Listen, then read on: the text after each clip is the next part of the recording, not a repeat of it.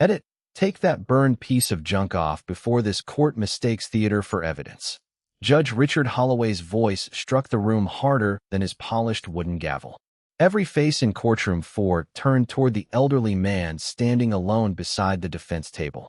Walter Hayes was 84, narrow-shouldered, silver-haired, and dressed in a dark suit that had been carefully pressed despite its age. On his left lapel rested a small military medal, its ribbon faded and one edge blackened by fire. The medal itself was warped, as though it had once survived heat fierce enough to erase whatever shine it possessed. Walter did not reach for it. He did not defend himself. His weathered hands remained folded over the curved handle of a wooden cane, and his pale gray eyes stayed fixed on the American flag behind the judge's bench. The case before the court should have been simple. A property management company claimed Walter had refused to leave a small brick house on land recently purchased for redevelopment. Their attorney described him as an uncooperative tenant with no valid lease, no current military identification, and no documentation proving the residence had ever been granted to him. Judge Holloway had listened for less than 10 minutes before deciding what kind of man stood before him. To the judge, Walter was another stubborn old veteran clinging to a story no database could confirm. Mr. Hayes, Holloway continued, leaning forward beneath the cold white courtroom lights. You arrived wearing an unverified military decoration while asking this court to believe the United States Army promised you a house for life. Yet your service file contains almost nothing. No accessible unit history, no award citation, no transfer record, just a name and a discharge date from more than 60 years ago. A few quiet whispers moved through the gallery. Walter's attorney, a young public defender named Nathan Cole, rose from his chair. Your Honor, the absence of a public record does not prove. Sit down, counsel. Holloway's eyes never left Walter. This court deals in documents, not legends. Walter finally looked at him. There was no anger in the old man's expression, only a stillness that made the judge's impatience seem strangely small. The house was promised, Walter said. His voice was low and rough, but every word carried across the room. By whom? Holloway asked. Walter's thumb moved once across the scorched edge of the metal. By men who remembered. The judge gave a dry laugh. Convenient. Invisible men, invisible records, and a burned medal no one here can identify. Near the prosecution table, Assistant District Attorney Emily Carter studied Walter more carefully. She had expected confusion or desperation. Instead, she saw discipline. His shoes were aligned with the floor tiles. His cane stood exactly vertical. Even under humiliation, he held himself like a man waiting for orders only he could hear. Holloway gestured toward the bailiff. Remove the decoration. If Mr. Hayes wants sympathy, he can seek it outside my courtroom. The bailiff hesitated, then approached. Walter did not step back, but his hand closed around the metal before the man could touch it. The room fell silent. This does not come off, Walter said. Holloway's face hardened. Then you will be held in contempt. For the first time, Walter lowered his gaze to the damaged metal. Beneath the blackened surface, Emily noticed 4 tiny stars engraved around a nearly erased number. She leaned forward, her pulse quickening. The pattern was not decorative. She had seen it once in a sealed archive belonging to her late father, an Army colonel. Before the bailiff could move again, Emily quietly photographed the medal and sent the image to the only person who might recognize it. 3 seconds later, her phone vibrated with a reply consisting of 5 words. Do not let them touch him. Emily kept her expression neutral, but the message on her screen seemed to alter the temperature of the courtroom. Do not let them touch him. No name followed it. Only the secure number she remembered from her father's files.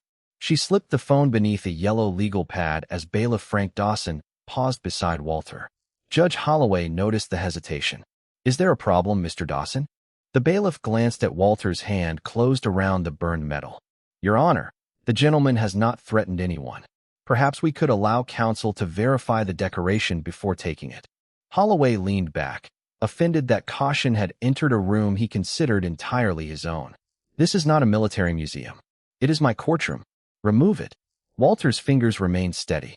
Nathan Cole stepped closer to his client and spoke under his breath. Mr. Hayes, let me handle this. We can challenge the order later. Walter looked at the young attorney with quiet patience. Some things cannot be returned later. The words reached Emily.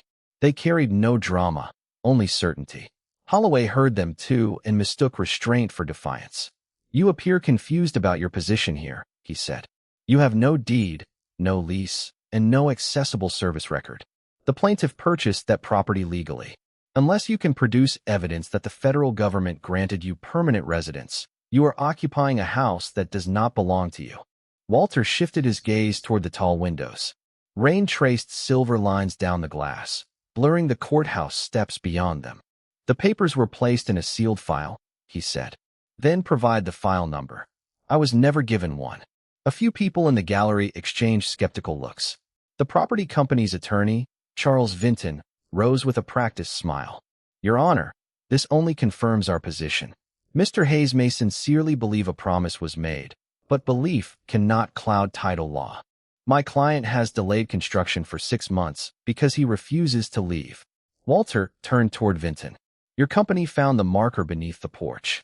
Vinton's smile weakened. "I do not know what you are referring to." "A brass plate," Walter said. 4 stars around a service number. Emily's attention sharpened. The same pattern was engraved on the metal. Holloway tapped his gavel once. "Enough riddles. Mr. Hayes, either present lawful documentation or comply with the removal order." Emily's phone vibrated again. This time the reply contained a sequence of letters and numbers, followed by a warning: "Restricted Joint Command Record. Verification requires General Officer authorization." She entered the sequence into the Justice Department terminal at her table. The screen paused, went black, then displayed a red banner she had never seen in 3 years as a prosecutor. "Access attempt logged. Command notified." Beneath it appeared Walter's full name, but every other field was concealed. Only one line remained visible: status, protected witness and lifetime federal custodian. Emily rose. "Your Honor, I believe this proceeding should stop immediately." Holloway stared at her. "On what grounds?" "The property may not have been granted to Mr. Hayes as a residence," she said carefully. "It may have been placed under his protection." Vinton stood so quickly his chair scraped the floor. Holloway's face tightened. "Ms. Carter, you are not counsel in this matter." "No, Your Honor. But my credentials triggered a Joint Command alert when I searched his name." The courtroom doors remained closed, yet somewhere beyond them came the measured sound of several sets of shoes crossing the marble corridor.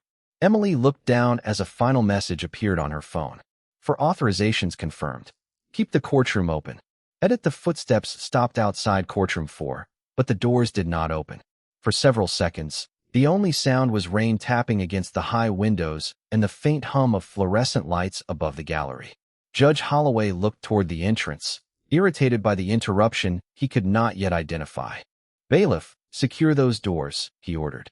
Frank Dawson did not move. "Your Honor, I believe they are already being secured from the other side." Holloway's expression tightened. He turned back to Emily. "Whatever alert you triggered does not suspend this court's authority." Emily kept one hand near her phone.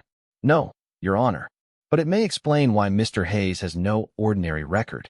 Charles Vinton gathered his papers with sudden urgency. The confidence had left his face. "This is becoming theatrical. My client purchased the property through a lawful federal auction." Walter looked at him. "There was no auction." Vinton avoided his eyes. Holloway struck the gavel. "Mr. Hayes, you will answer only when addressed." Walter's grip remained firm around the metal. Its scorched edge pressed into his palm, and the cold courtroom began to fade beneath another place, another season, another sky. He remembered rain, but not this soft city rain. It came sideways then, driven by rotor wash across a remote landing zone hidden beneath low clouds. Walter had been 23, a staff sergeant assigned to a recovery team whose mission would never appear in public reports.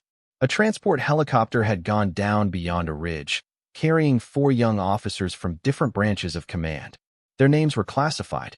Their destination was classified. Even their presence in the region had officially never happened. Walter remembered reaching the wreck after dark. The aircraft rested at an angle among wet pines, its outer frame scorched and smoking beneath the rain. The 4 officers were alive, but the mountain weather was closing fast, and rescue aircraft could not return before dawn. Walter had removed a small service medal from inside his field jacket and pressed it into the hand of the youngest officer. "Hold this," he had said. "When you feel the edges, Remember, somebody is coming back for you. He made 4 trips through the storm, guiding each man from the aircraft to a sheltered ravine nearly half a mile away. On the final trip, the heat from the damaged cabin had blackened the metal and warped one side. By sunrise, all 5 men were alive. Before they separated, the officers gathered around a piece of brass cut from the helicopter's identification plate. Each scratched a small star into it. The youngest officer then engraved Walter's service number in the center. "This cannot go in the report," he told Walter. "But we will remember." Years later, the burned metal and the brass marker were placed together beneath the porch of a modest brick house. Walter had been told the property was not a reward. It was a trust tied to sealed federal land and protected communications equipment buried beneath the basement floor. He was to remain its custodian until formally relieved by all 4 surviving officers. Walter returned to the present as Holloway's voice rose. "Bailiff, I gave you an order." Dawson took one reluctant step forward. Walter opened his hand, revealing the metal fully. Emily saw that its warped edge was not random. 4 tiny notches formed a pattern matching the authorization code on her screen. She entered them. A sealed document appeared for less than a second before the system locked again, but one sentence remained visible. "Custodianship may be terminated only by unanimous appearance of the 4 appointing officers." Then the courtroom doors opened just wide enough for a uniformed aide to enter. He approached Emily, handed her a black folder, and spoke quietly. "Ma'am, all 4 appointing officers are in the building. : Writing variant equals document ID equals 38416. The aide's words settled over the courtroom with the weight of a sealed order. "All 4 appointing officers are in the building." Emily opened the black folder, but the first page contained only a classification notice and a single instruction printed in bold type. "No action involving Walter Hayes may proceed until identity confirmation is complete." Judge Holloway extended his hand. "Bring that to the bench." The aide remained where he stood. "I am authorized to deliver it to Ms. Carter only, Your Honor." A murmur moved through the gallery. Holloway's cheeks darkened. "You are standing in a state courtroom, not a command post." "Understood, sir," the aide replied. "The restriction remains." Walter watched the exchange without satisfaction. His thumb rested against the metal's burned edge, following the 4 notches as if counting men across a distance of 60 years. Nathan Cole leaned closer. "Mr. Hayes, did you know they were coming?" "No," Walter said. "I knew they made a promise." At the plaintiff's table, Charles Vinton quietly closed his briefcase. Emily noticed and turned toward him. "Mr. Vinton, who informed your client that the house was available for sale?" "A federal surplus contractor." "Name the contractor." Vinton hesitated. "I would need to review the transaction file." "You brought the transaction file." His silence answered before he did. Holloway struck the gavel. "This court will not become an investigative hearing based on vague military claims." He pointed at Walter. "The issue remains simple. This man occupies property without a recorded deed and refuses a direct order concerning an unauthorized decoration." Walter lifted his eyes. "You keep calling it a decoration." Holloway gave a thin smile. "What would you call it?" "A receipt." The word changed the room. Emily looked down at the folder. Beneath the restriction notice was a photograph taken decades earlier. 5 young men stood before the same brick house now named in the lawsuit. Walter was in the center, still wearing his field uniform. 4 officers stood beside him, each holding one corner of a brass plate. On Walter's chest hung the same medal, already scorched. A handwritten line beneath the image read, "Property transferred into perpetual custodianship in recognition of service beyond record." 4 signatures followed, but their names had been covered by classification stamps. Emily slid the photograph toward Nathan. He stared at it, then at Walter. "This house was never part of a surplus sale." "No," Walter said. "It was never supposed to leave federal protection." Charles Vinton rose. "Your Honor, I request a recess." "Denied." Holloway snapped, unwilling to surrender control at the precise moment it was slipping away. "Bailiff, take Mr. Hayes into temporary custody until this confusion is resolved." Frank Dawson did not move. "Your Honor, the folder appears to prohibit that." "I did not ask what it appears to do." Holloway stepped down from the bench, his robe sweeping behind him. "Then I will remove the medal myself." Nathan moved between them, but Walter raised one hand, stopping him. The judge reached forward. Before his fingers came within an inch of the burned metal, for distinct knocks sounded from the other side of the courtroom doors. The aide turned toward them and stood at attention. Emily looked at the final page inside the folder. The classification stamps had disappeared from the digital copy, now glowing on her phone. Four names were visible at last: General Marcus Reed, General Thomas Keller, General Samuel Brooks, and General Daniel Whitmore. Outside, four voices answered the bailiff's challenge, each identifying him. Edit. The four names struck Judge Holloway harder than any objection raised that morning, yet pride kept him planted between Walter and the defense table. "No one enters until I authorize it," he said. Bailiff Dawson looked toward the doors, then back at the judge. "Your Honor, those are four active general officers. And this is still my courtroom." Holloway returned to the bench and lifted his gavel as though polished wood could restore the authority draining from the room. Outside, the corridor fell silent. The generals did not force the doors. They waited. Walter understood that kind of waiting. It was not hesitation. It was discipline. Emily held the black folder against her chest. "Your Honor, their presence appears to satisfy the custodianship requirement. It satisfies nothing until testimony is entered properly." Holloway pointed toward Walter's medal. "We still have an unidentified object being used to influence these proceedings." Walter looked down at the blackened medal. The courtroom blurred again, but this memory reached further than the storm and the mountain. After the four officers had been brought to safety, they had waited through the night in a narrow timber shelter while fog covered the ridge. No one spoke of rank. No one discussed careers. They were five exhausted men listening to rain drum against a sheet metal roof. The youngest officer, Marcus Reed, had held Walter's medal in both hands. Its ribbon was singed, its face darkened, and one edge had softened in the heat. "This should be replaced," Reed had said. Walter shook his head. "Then it would be a different medal." Thomas Keller, still a captain then, used the tip of a field compass to mark the first notch along its damaged edge. Samuel Brooks added the second. Daniel Whitmore carved the third. Reed made the fourth and passed it back. "For men owe you their lives." Walter closed his hand around it. "No, for men made it home. That is enough." The official recovery team arrived after sunrise. Their report mentioned weather, mechanical failure, and successful extraction. It did not mention Walter's repeated trips across the ridge. It did not mention the sealed communications package aboard the aircraft or the decisions those four officers would later make in commands across the world. Before they separated, Reed promised that what could not be written would still be protected. Years afterward, when Walter's service records were restricted and his assignment erased from public systems, the four men created the Custodianship Trust. The brick house was built over a secure relay chamber tied to operations that had long since ended but could never be exposed. Walter was chosen not because he needed a home, but because they trusted him to guard what remained beneath it. Back in courtroom 4, Holloway's gavel came down. "Mr. Hayes, answer directly. What is under that house?" Walter raised his eyes. "Something your plaintiff was never supposed to find." Charles Vinton went pale. Emily turned toward him. "Your company opened the basement floor, didn't it?" Vinton said nothing. That silence changed the case. Holloway looked from the attorney to Walter, finally sensing that the property dispute concealed something larger than forged paperwork. Emily's phone vibrated. A federal warrant had been issued to seal the house and seize the developer's records. Then a second message appeared from the corridor. The four generals request entry not as witnesses, but as the surviving signatories of the trust. This time, Judge Holloway's hand trembled before he reached for the gavel.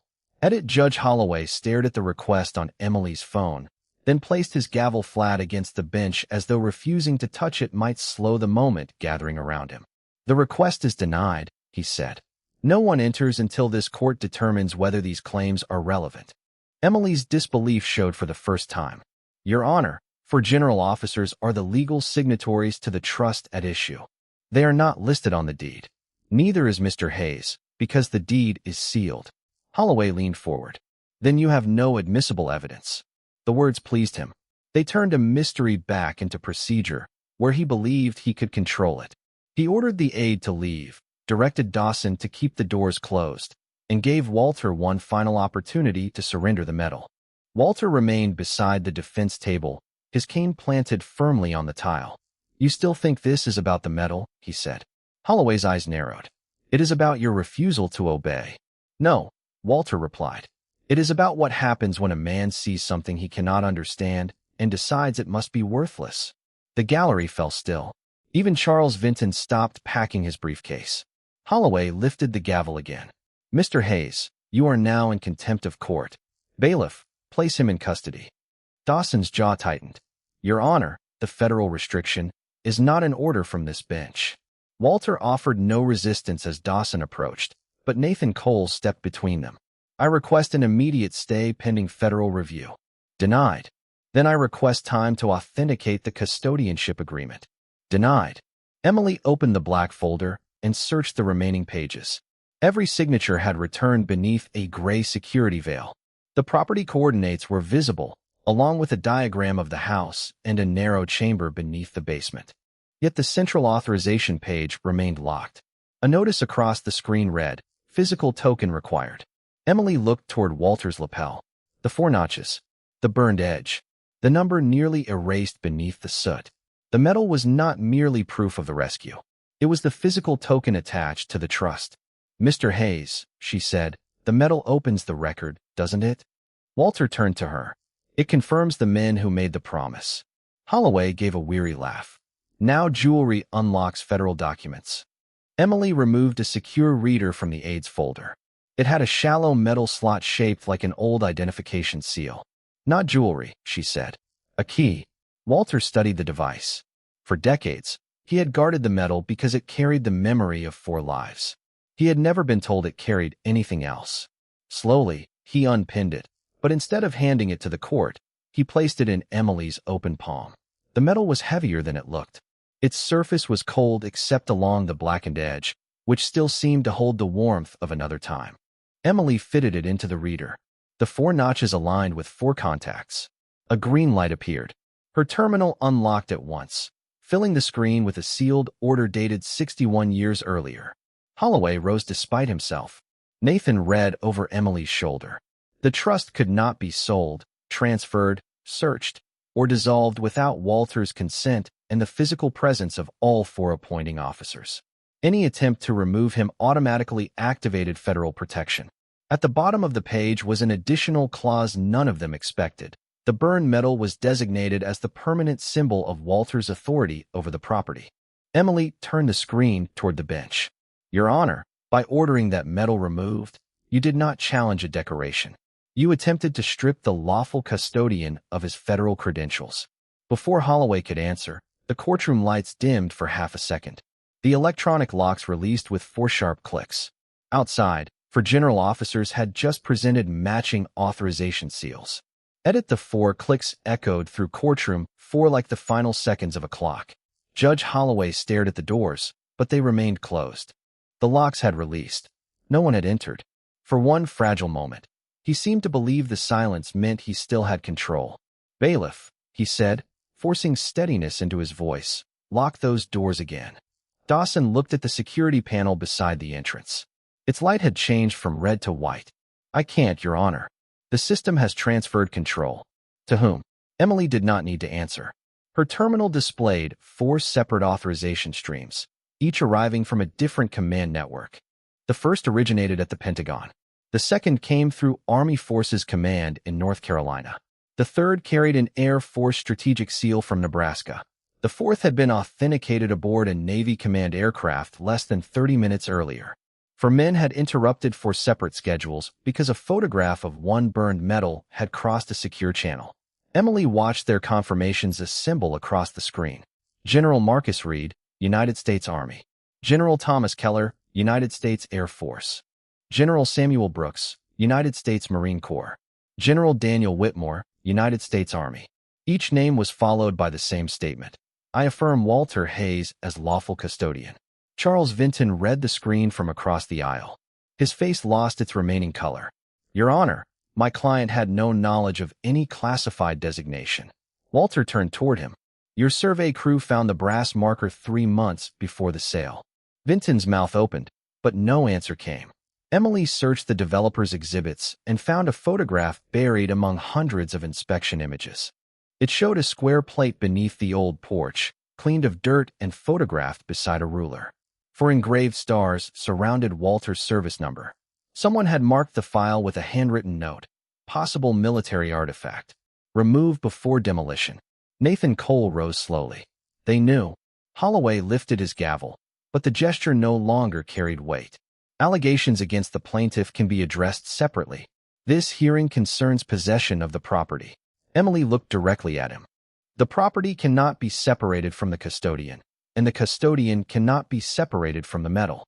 That is what the record says. Then the record is absurd. Walter's expression changed almost imperceptibly. Not anger. Disappointment.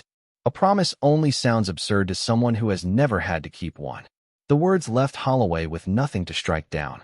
Beyond the doors, a voice gave a quiet command. Shoes shifted against marble. Four aides moved aside. The courtroom security panel displayed a 60-second identity verification. Four white bars began filling one by one. Emily's phone rang. She answered on speaker. A federal security officer identified himself and confirmed that the house had been sealed. Investigators had found the basement floor opened and the protected relay chamber exposed. The equipment inside was obsolete, but the records stored with it were not. They included the original recovery report, the four officers' handwritten statements, and an audio recording made the morning after the mountain rescue. Has the recording been authenticated? Emily asked. Yes, the officer replied. And General Reed has authorized the final 30 seconds for release in court. The audio played through her phone beneath a wash of static and distant rain.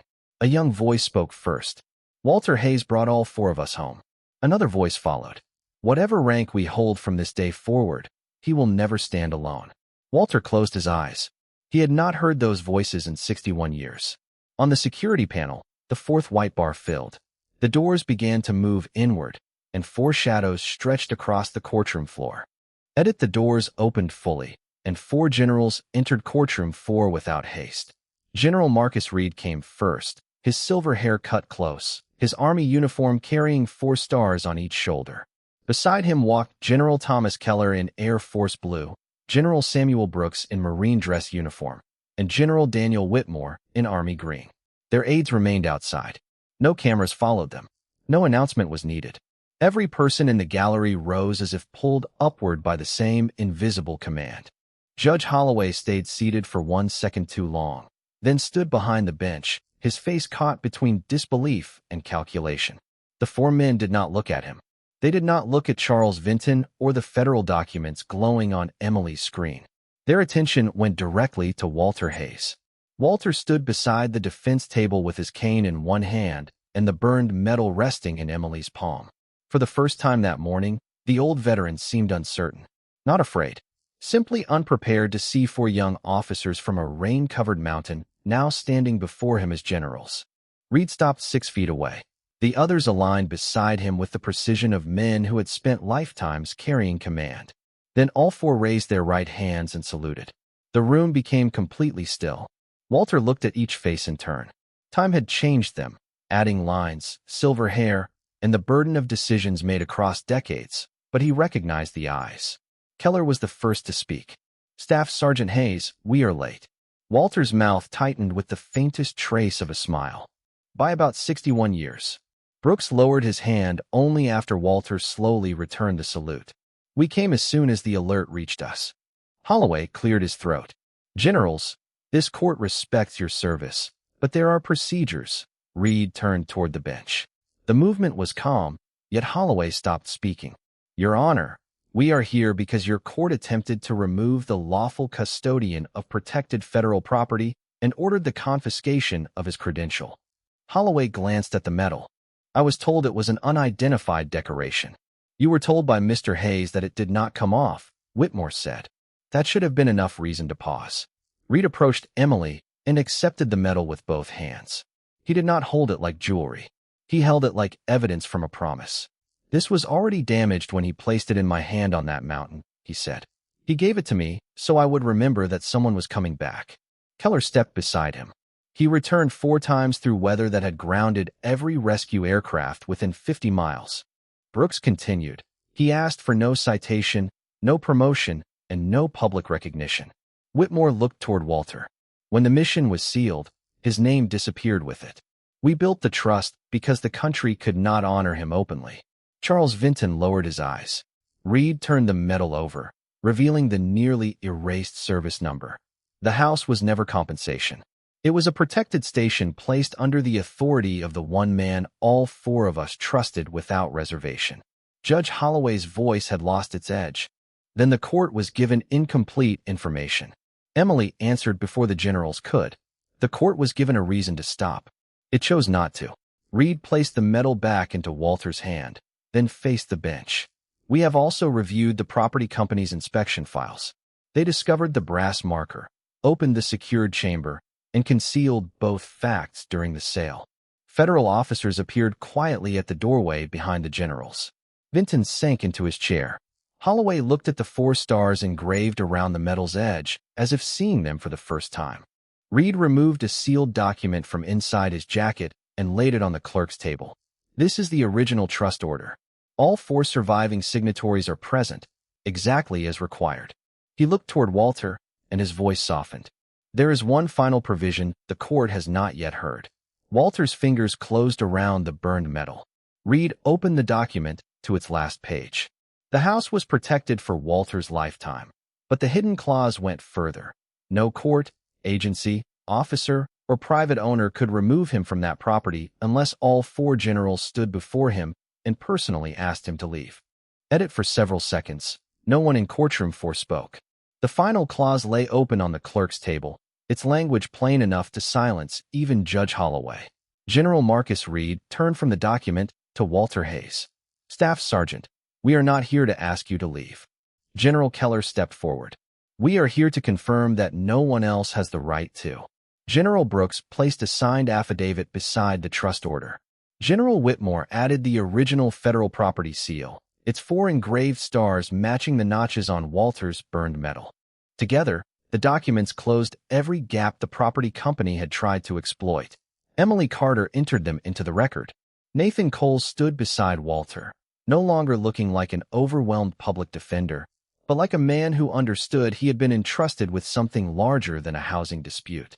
Charles Vinton rose slowly.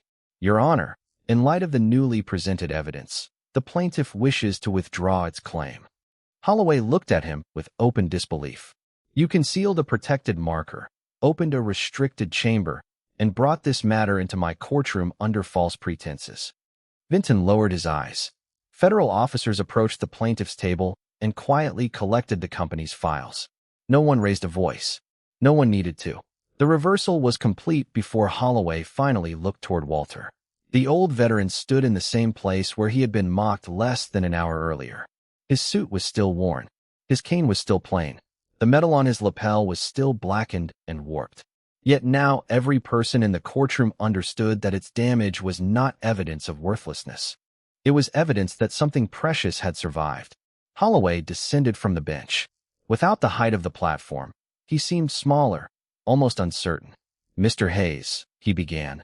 The court was not provided with the full record. Walter watched him quietly.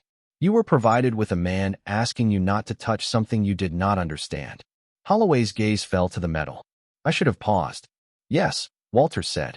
The single word carried no triumph. Holloway drew a breath. I apologize for what I said and for the order I gave. Walter studied him for a moment, then nodded once. Do better with the next person who cannot prove his whole life in 10 minutes. Holloway returned to the bench and formally dismissed the property claim with prejudice. He vacated the contempt order, directed the clerk to seal Walter's protected records, and referred the developer's conduct for federal review. When the hearing ended, the gallery remained standing. Walter turned toward the 4 generals. Reed offered him the original brass plate from beneath the porch. Its surface had been cleaned, but the marks of age remained. Walter ran one thumb across the 4 stars. You kept it, he said.